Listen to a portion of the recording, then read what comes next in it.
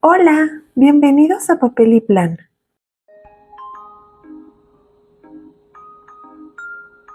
Hoy llegamos a una parte muy especial de la historia.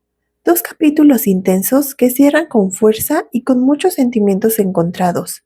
Acompáñame a descubrir juntos cómo cada historia se entrelaza con la siguiente, cómo las mujeres de estas páginas encuentran fuerza incluso en la oscuridad, y cómo el legado de Selene, Lilia y Anastasia sigue vivo, quizá en una nueva sucesora de los objetos mágicos.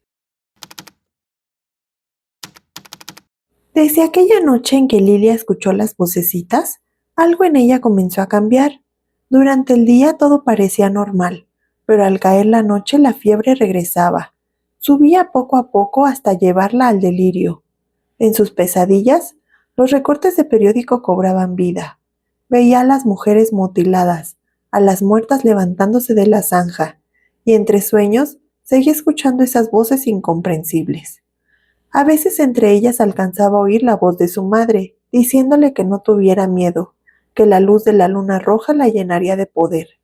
Y en ese instante todo miedo desaparecía.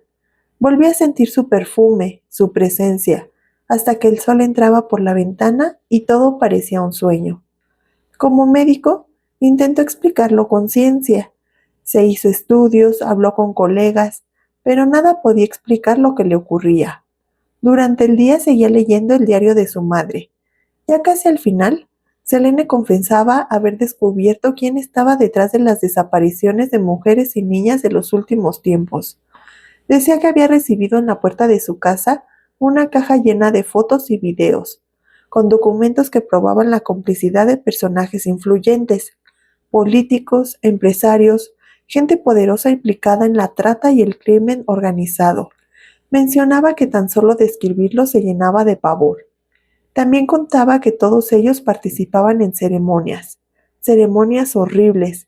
Al ver esos videos, no podía volver a dormir. Eran personas encomendándose al mal y sacrificando a humanos y animales. No sabía a quién acudir. Estaba sola.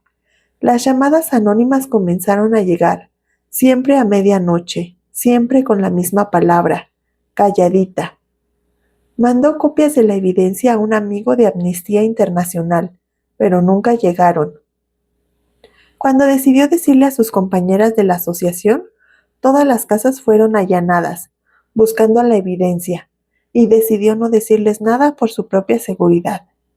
El diario terminaba una semana antes de su muerte con una frase escalofriante. Estoy condenada, no puedo hablar, esta caja me quema las manos. Lilia lloró de rabia, y junto a Fernando, el abogado, y Lisa, emprendieron un viaje para buscar respuestas. Visitaron al padre Andrés, un amigo de Selene que dirigía un refugio para migrantes, y él les dijo que no tenía la caja, que las personas detrás de todo eso eran lo más parecido al demonio, y que lo que allí sucedía era lo más cercano al infierno. Le pidió a Lilia no gastar su energía en una causa perdida, sino usarla para ayudar. Le mostró el refugio que manejaba, en donde estaban las mujeres inmigrantes que fueron violadas, y muchas ya estaban contagiadas de VIH. Otras se escaparon de los congales y eran adictas al cristal. El horror tenía rostro. En el camino de regreso Lilia volvió a enfermar. Lisa, asustada, dijo que no era algo médico, que estaba espantada, que los chaneques se habían llevado su alma porque alguien los había dejado pasar con el fin de matarla, y que debían ir a Catemaco. Allí una mujer le dio de beber atole de masa. Luego llegó Epitasia. La ungieron con aceites, le dieron infusiones y aguardiente con maíz. Cuando cayó la noche la llevaron al lago. Iban muchas mujeres vestidas de amarillo. La metieron al temazcal rociándola con eucalipto y manzanilla entre cánticos. Después se trasladaron a un manantial, encendieron el brasero y comenzaron de nuevo las vocecitas, mientras las mujeres deshojaban flores blancas y amarillas que dejaban caer al agua mientras decían letanías. Guarden estas flores, pónganselas en la cabeza, dejen vivir a esta joven. Le espera una tarea importante, dejen salir su alma. En ese momento las voces se callaron, y mientras le aventaban encima agua a Lilia, ella sentía que se derramaba encima la sonrisa de su madre, el valor de las mujeres de aquella tierra, el amor de los espíritus, y se sintió como nunca antes parte del mundo. Sintió su cuerpo empapado, sus largas piernas, el vientre plano, los pechos erguidos y desafiantes, la cabellera negra que chorreaba sobre su espalda, y se sintió feliz y poderosa por ser mujer. A la mañana siguiente todo había cambiado. Lilia entendió que las cosas no eran solo buenas o malas, ni todo podía explicarse con la ciencia. Mientras un columpio se balanceaba en el patio, 100 mujeres viajaban en el tren de la muerte. Mientras las hormigas tomaban el sol, 100 niñas eran entregadas a los poderosos. Mientras su gata amarilla se estiraba en el sillón, 100 adolescentes, con las mochilas llenas de sueños, recorrían el pasillo de la muerte. Mientras los grillos cantaban, 100 mujeres esperaban el abrazo de su madre en la morgue. Lilia lo supo entonces. No sabía qué quería hacer, pero sí sabía que no podía seguir viviendo como hasta antes.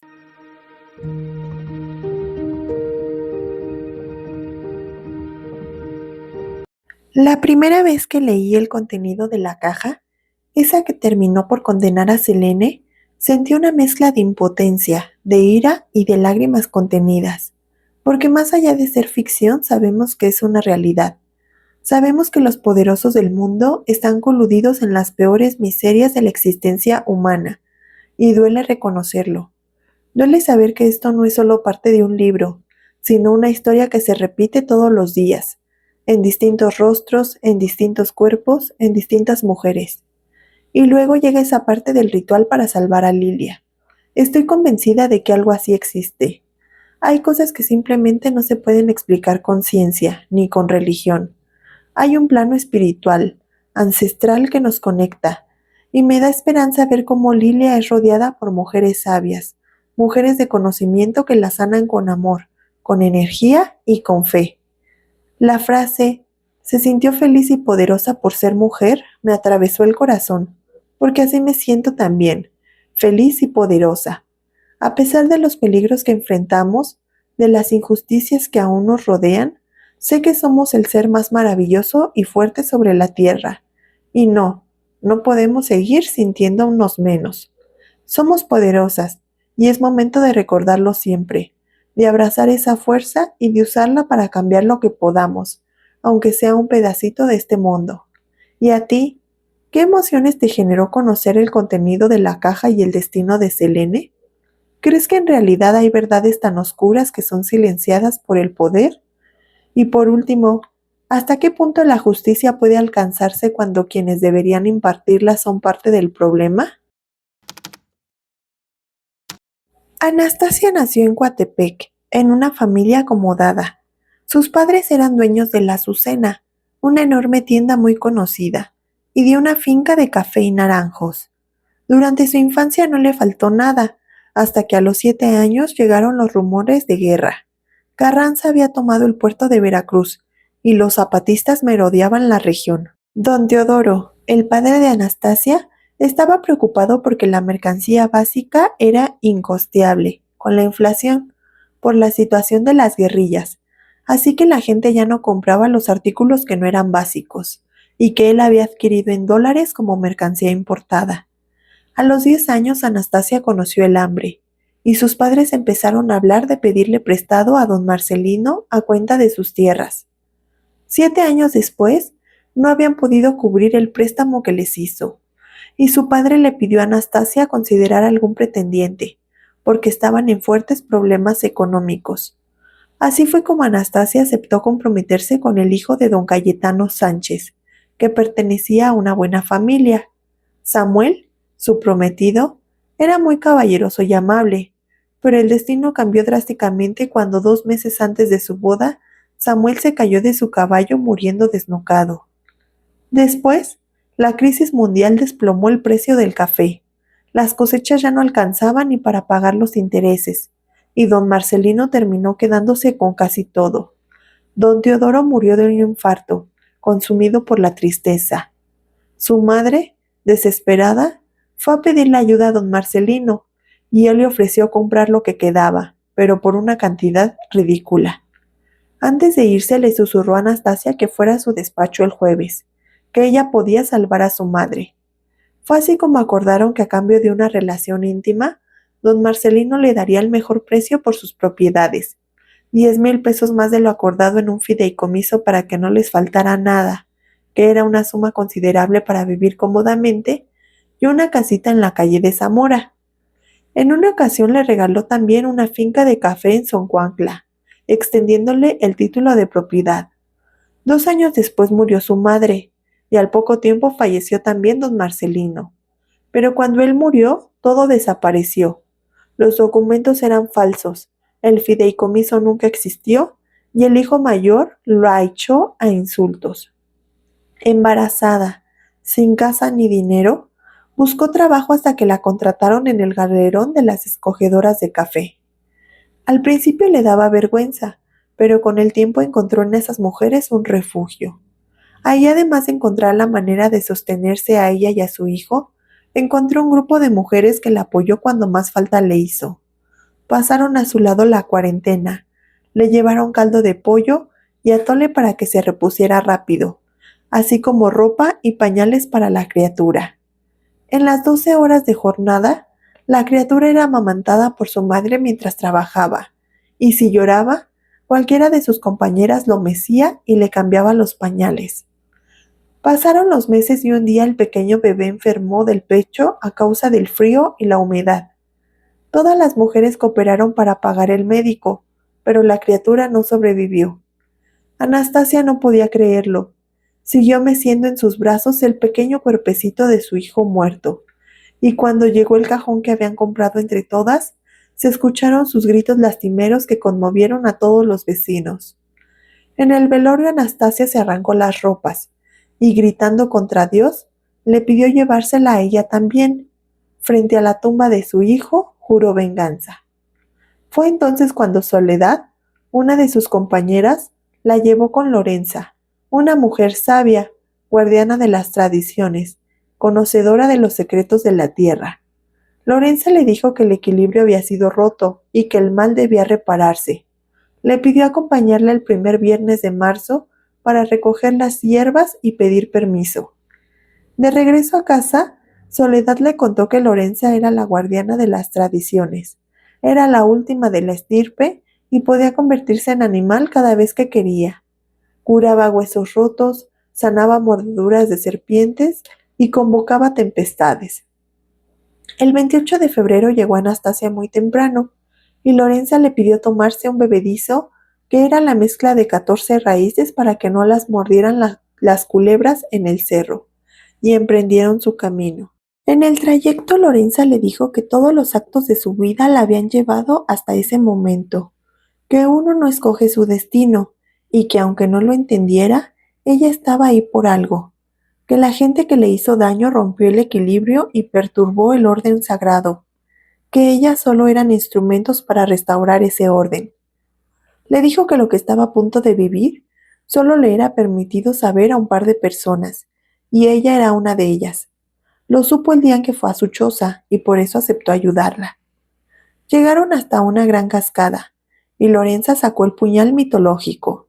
Le dijo que hiciera todo lo que le pidiera o las dos morirían, y después de pronunciar unas palabras en náhuatl, hundió el puñal en el agua y ésta se quedó inmóvil. Entonces atravesaron sin siquiera mojarse. Del otro lado estaba el inframundo, la casa del señor Jaguar.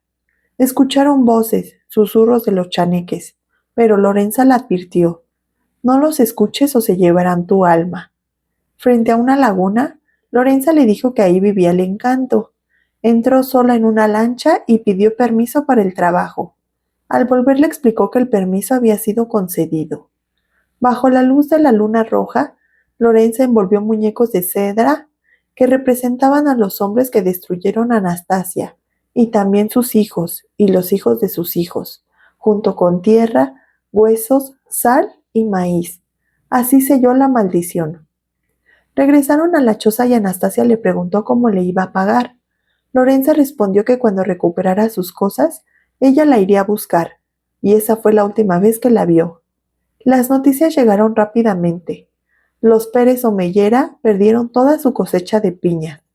El ganado de los Pérez Omellera se fue muriendo envenenado por la picadura de una enorme serpiente que nunca pudieron encontrar.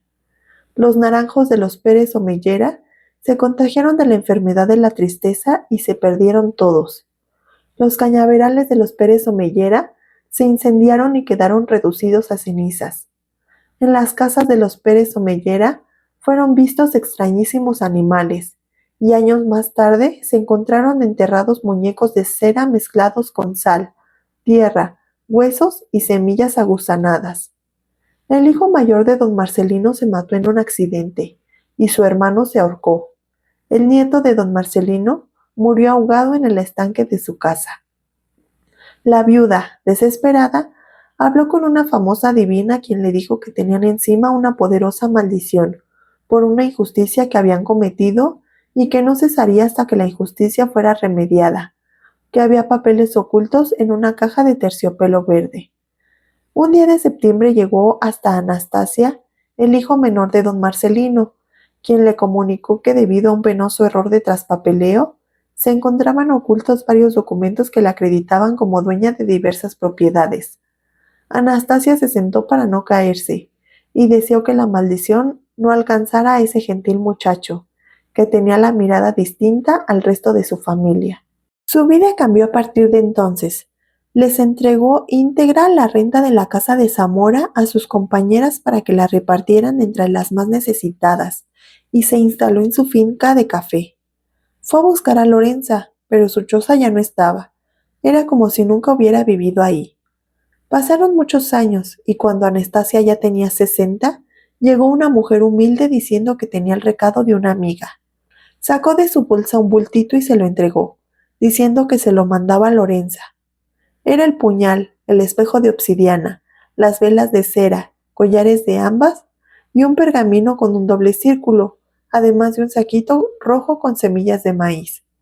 Le dijo que antes de morir Lorenza le pidió decirle que con eso se pagaba la deuda, ayudando a la gente con ayuda de esos objetos, y que le tocaba cuidar bien de ellos hasta que pasara a su sucesora, que ella sabía cuándo y a quién, que aprendiera a ver y a oír las señales, y que recordara que nadie es dueño de su destino, y que al igual que ella lo fue, ahora Anastasia era solo un instrumento. Como quien dice, le toca, terminó. Esta historia que cierra con la última de las libretas me encantó. Tiene un final poderoso, lleno de sentido, donde todo vuelve a su lugar, el equilibrio, la justicia y el orden natural de las cosas. Pienso que la familia Pérez Omellera construyó su fortuna sobre la desgracia de muchas familias, y un daño así no puede pasar desapercibido. Lo que hoy llamamos karma es en realidad esa fuerza que devuelve a cada quien lo que le corresponde. Me conmovió profundamente la pérdida del bebé de Anastasia. Es un dolor que ni siquiera puedo imaginar. Y al llegar a esa parte, no puedo evitar preguntarme, ¿quién será la sucesora de los objetos mágicos? ¿Seguirán cumpliendo su propósito en manos de una nueva mujer que mantenga vivo ese equilibrio ancestral?